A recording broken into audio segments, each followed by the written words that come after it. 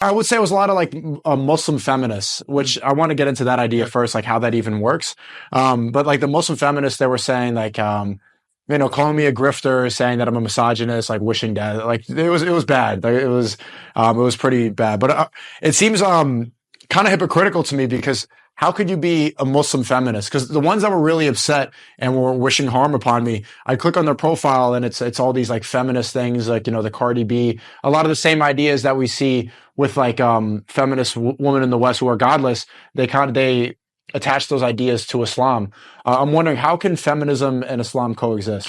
Well, I mean, they can't. I mean, this is the short answer, because feminism, if one wants to be integrous and actually take feminism, like let's say we'll talk about second wave feminism in particular, where the writings and the movement and these kind of things, if you want to take that seriously, and you also want to take Islam seriously, then you can't take both seriously at the same time. Because if you want to take feminism seriously, especially in the 60s, second wave feminism, this idea of domestic drudgery was one of the top things that they were talking about. So people like Betty Friedan, people like Simone de Beauvoir, obviously Germaine Greer, who's still alive now. All of these were like, you could call them the mothers of feminism. One thing united them, which was their idea of domestic drudgery. The idea that in the domestic environment, a woman should not be cleaning, cooking. In fact, Simone de Beauvoir, in one of her books, The Second Sex, which was seen as the seminal work. In fact, most universities consider it to be the most important works of the 20th century. Yeah. Mm-hmm.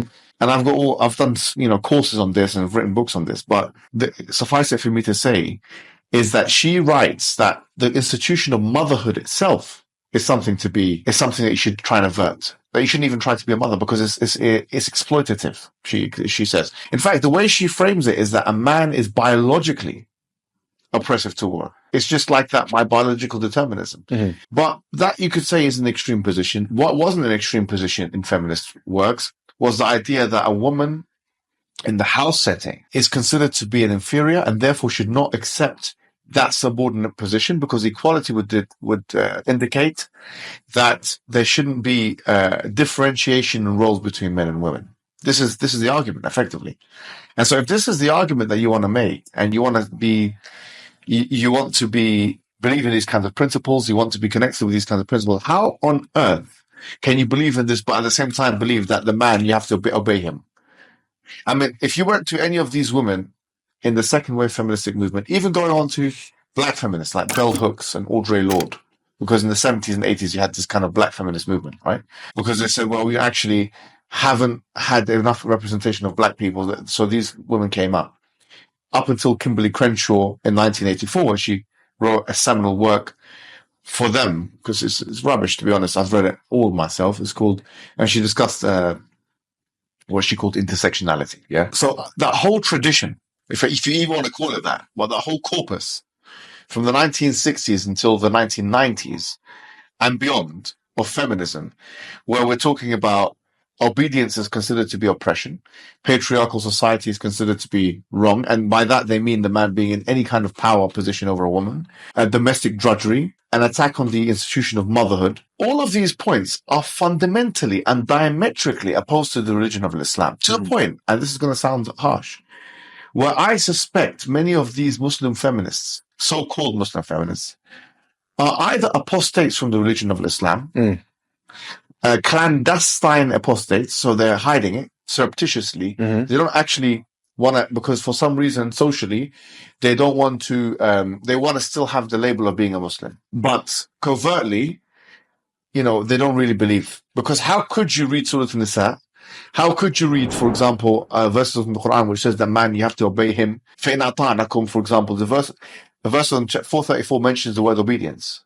فَإِنْ أَطَعْنَكُمْ. It's in the Quran, it's not just in the Sunnah, because in the Sunnah is very clear. You have to وَأَطَاعَتْ زَوْجَهَا. Very clear. You have to obey your husband. So it's in the Quran, it's in the Sunnah. I believe that these Muslim feminists, they fall into two categories. Either, number one, apostates. Apostates from the religion of Islam. Not true Muslims, clandestine apostates of some sorts. What you call zanadiqa, zindiq. They don't represent outside here what we're seeing in Mecca and Medina and these kinds of religious people in the Muslim world. They don't represent the 95%. They really don't. According to all the polls that have been done, even by Pew Research and other things, they are a loud minority of a minority of a minority Yeah. Yeah. And I like that you call them apostates and not like adaptive Muslims, because that's how you get, right now, Don Lemon just got married.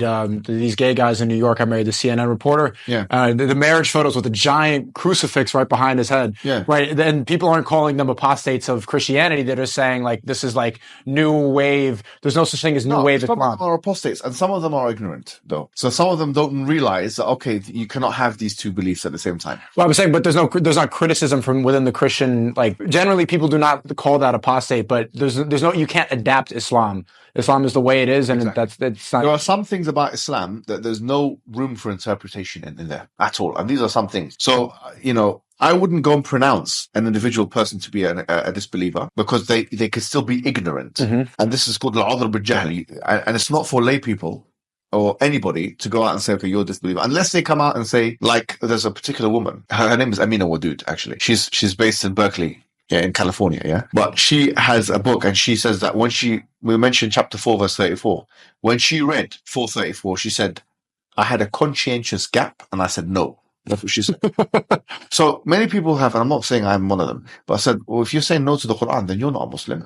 Why are you still wearing the headscarf? Why are you still, pretending to be a Muslim? And 434 is obey your husband. Yeah, it's because it says lots of things in that verse, but I would say it's the most clear verse about hierarchy in the whole Quran, about, in terms of men and women, husband and wife, 434. And it was also attacked by Orientalists and feminists and stuff like that. So she says no. So if I'm saying you're saying no to whom? Saying no to Allah. So how does that make you a Muslim then? Is the question. Now, she could still be an ignorant person, even though she spent her whole life studying Islam. I don't think she is. Personally, I don't think that her belief is compatible with Islam. So what's the other one? So it's apostate. What's the second one? Ignorant. Okay. There's no third. Unfortunately, there's no third category. Right. Either you're an apostate or you're ignorant.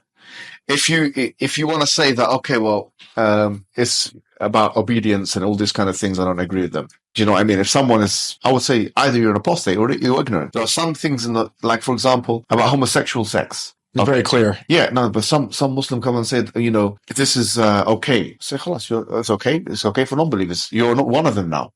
Do you know what I mean? Yeah. It's fine. It's okay with them. Right. So, because if we open the door for that, the religion of Islam will become like Catholicism. Well, Catholicism, there are so many things in the Catholic faith that were considered to be wrong, which are now considered to be true. Yeah. Now, I don't see, like, for example, you could say, well, that's because the context has changed. But some of those things are not contextual, they're theological. I'll give you an example, right? There was this whole controversy, and this is up at the time of Augustine, about babies that are not baptized, that they will go to hell. I don't know if you've come across this. No, I did not know that. So there were proclamations, even Augustine mentioned this. I mean, it's a very big controversy in the Catholic Church. Babies that are not baptized, they go to hell. Baby. For Muslims, they don't know baptized when you put them in the water. Yeah. I was baptized. Yeah. So some scholars, I mean, in the Catholic faith, this was one of, if not the official position. And then, okay, recently the popes have come out in these declarations and so on and said, actually, that's not the case. But that's not something which is a context-related thing. That's a heaven and hell. So what? All these babies went to hell. These babies went to heaven now. Yeah. Because the Pope changed his mind. So who's the God? Pope or you?